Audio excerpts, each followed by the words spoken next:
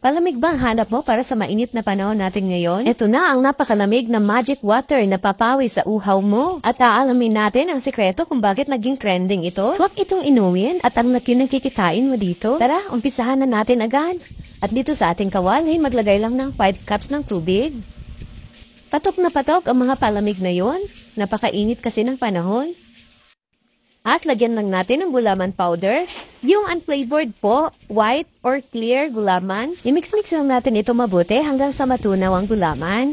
At kapag okay na, pwede na po natin i-on ang stove. I-mix-mix lang natin ito palagi para hindi magbuo-buo. At kapag ganito na malapit ng kumulo, pwede na po natin ito hanguin. At i-transfer na po natin dito sa ating lalagyan. Tanggalin lang po natin ang mga bubbles para maganda tingnan.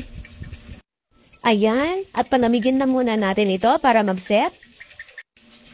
At dahil malamig na po ang ating gulaman, pwede na po natin ito i-slice. Mas maliit, mas maganda para marami. Gumagawa lang ako nito para dito sa bahay. Pero kung pangbenta ang gagawin nyo, pwede nyo gawing 6 cups. 5 cups lang kasi ang ninabay ko para mas marami at malaki ang tutubuin ninyo. At dito sa ating lalagyan, maglagay lang tayo ng 4 cups ng tubig. Kung pangbenta ang gagawin nyo, pwede nyo ilagay sa jar. At sunod natin ilagay ang 3/4 cup ng asukal. Pwede tayo magdagdag or mabawas ng asukal depende na sa inyong panlasa. I-mix-mix lang natin ito hanggang sa matunaw ang asukal. Kung gusto nyo ng maramihan, dublihin or triplihin nyo na lang po itong ating ingredients. At ilagay na natin dito ang mga na-slice natin na gulaman.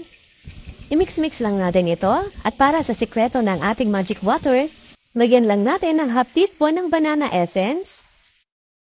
Ito ang magpapasarap at magbibigay ng kakaibang aroma dito sa ating magic water. At lagyan na natin ito ng yellow.